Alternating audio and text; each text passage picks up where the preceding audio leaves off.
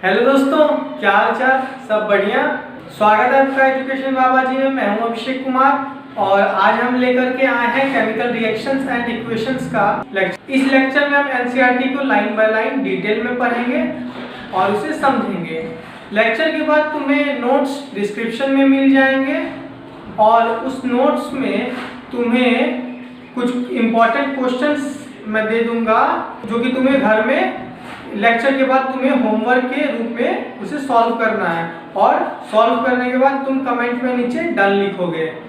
ठीक है, तो आओ बिना देरी किए स्टार्ट करते हैं। तो लास्ट क्लास में हमने डबल डिस्प्लेसमेंट रिएक्शन और ऑक्सीडेशन एंड रिडक्शन वाले टॉपिक को हमने डिस्कस किया था।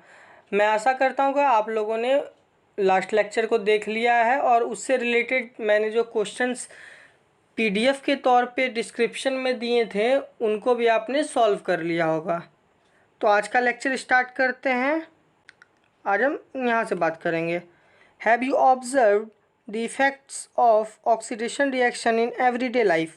क्या आपने ऑक्सीडेशन रिएक्शन के इफ़ेक्ट्स को अपने एवरीडे लाइफ में ऑब्जर्व किया है? आपने ज़रूर किया होगा कोरोजन और रेंसिडिटी के फॉर्म में। तो अब उसे विस्तार से जानते हैं, डिटेल में अब उसे जानते हैं। तो उसके लिए पहले बात करते हैं कोरोजन के ऊपर। ठीक है, कोरोजन क्या है तो इसके बारे में यहाँ ब्रीफ दिया हुआ है, पढ़ते हैं उसे। You must have observe that iron articles are shiny when new but get coated with a reddish brown powder when left for some times. This process is commonly known as rusting of iron. आपने ये observe किया होगा कि iron का articles means iron का material shiny होता है जब हम उन्हें न्यू मार्केट से बाय करके लाते हैं, और अगर हम उन्हें कुछ देर के लिए छोड़ देते हैं तो उनमें कुछ रेडिश ब्राउन पाउडर का कोटिंग आ जाता है। मीन्स रेडिश ब्राउन पाउडर का उसमें एक परत चढ़ जाता है। यहाँ सम टाइम का कहने का तात्पर्य है कि कुछ सप्ताह या कुछ महीने, और इसी प्रोसेस को हम रस्टिंग ऑफ आयरन कहते हैं। इसी प्रोसेस को हम क्या कहते हैं? Rusting of iron. और ये इम्पॉर्टेंट है। What is rusting of iron? Explain rusting of iron. इस तरह का आपके बोर्ड्स में बहुत बार क्वेश्चंस आ चुके हैं, तो इसे अच्छे से ध्यान में रखना है।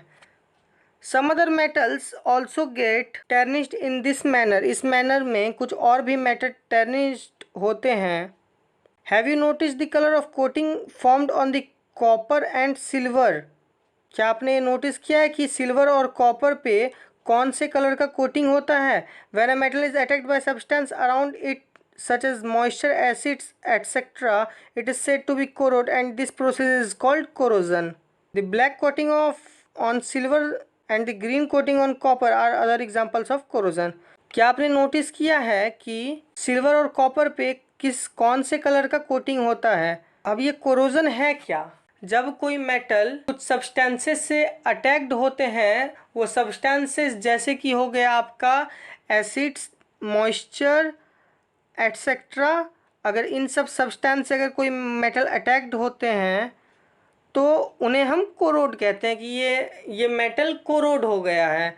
और इसी प्रोसेस को हम क्या कहते हैं? कोरोजन। इसी प्रोसेस को क्या कहते हैं? कोरोजन। सिल्वर में ब्लैक का कोटिंग और कॉपर में ग्रीन का कोटिंग, ये एग्जाम्पल्स हैं किसके? कोरोजन के। किसके एग्जाम्पल्स हैं? कोरोजन के। और ये इम्पॉर्टेंट है। ये क्या है? इम्पॉर्टेंट। मार्क कर देता हूँ मैं, इसे हाईलाइटेड कर देता हूँ। क्वेश्चंस इसमें से बनते हैं, क्वेश्चंस इसमें से आते रहते हैं।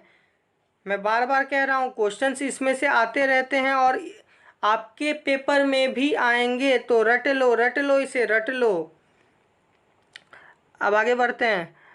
Corrosion causes damage to car bodies, bridges, iron railings, ships and to all objects made of metals, especially those of iron. Corrosion जो है ना वो डैमेज करता है कार बॉडीज़ को, ब्रिजेस को, आयरन रेलिंग्स हो, शिप्स जो समुद्र में शिप्स तैरते हैं उसे, और बहुत सारे ऑब्जेक्ट्स को जो कि मेटल से बने हुए होते हैं, और ज़्यादा और स्पेशली जो आयरन से बने होते हैं। मीन्स आयरन का कोरोजन जो है ना ये कट्टर दुश्मन है। क्या है? आयरन का कोरोजन क्या है? कट्टर दुश्मन है। मीन्स आयरन को वो देखना नहीं चाहता है, तो उसका कट्टर दुश्मन है, ऐसा मान सकते हो तुम लोग। Corrosion of iron is a serious problem. Every year an enormous amount of money spent to replace damaged iron. You will learn more about corrosion in chapter 3. Corrosion जो है ना, ये सीरियस प्रॉब्लम है। अब ये सीरियस प्रॉब्लम कैसे है? देखो, कोरोजन जब होगा तो हमारे कंट्री में बहुत सारा कुछ मेटल्स पे डिपेंडेंट है, बहुत सारा मनी स्पेंड होता है उस डैमेज्ड आयरन पे, उसे रिपेयर करने में या उसे एक्सचेंज करने में। तो इसीलिए क्या है, कोरोजन एक सीरियस प्रॉब्लम है। कोरोजन को हम चैप्टर 3 में, आपकी क्लास 10th के चैप्टर 3 में हम इसे डिटेल में पढ़ेंगे, तो उसका भी लेक्चर आएगा। अब बात करते हैं rancidity.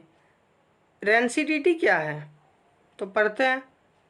Have you ever tested और smell a fat containing food material left for a long time?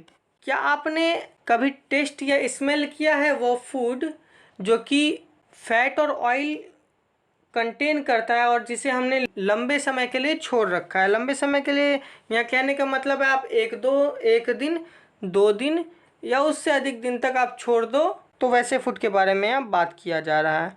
When fats and oils are oxidized, they become rancid and their smell and taste changes. जब fats और oils oxidised होते हैं तो वो rancid हो जाते हैं और उनका टेस्ट चेंज हो जाता है। Usually substance which prevent oxidation are added to food containing fats and oils. Keeping food in air tight container helps to slow down oxidation.